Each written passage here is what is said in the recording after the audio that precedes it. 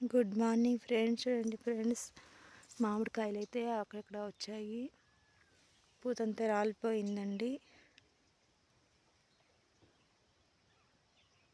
పూత మొత్తంలో ఇది 10% మాత్రం, 10% కూడా లేదండి. ఏదో కొద్ది మొత్తంలో మాత్రమే కాయలు అయితే వచ్చాయి.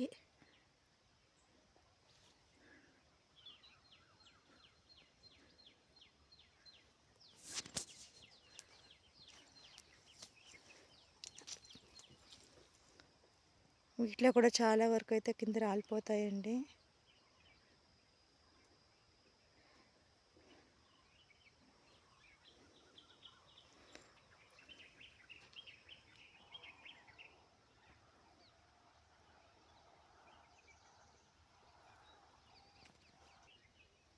చూడండి ఫ్రెండ్స్, ఎంత పూత ఉండిందో. ఒక గుత్తకైతే ఎన్ని కాయలు వచ్చాయి? 1, 2, 3 మాత్రమే ఉన్నాయి.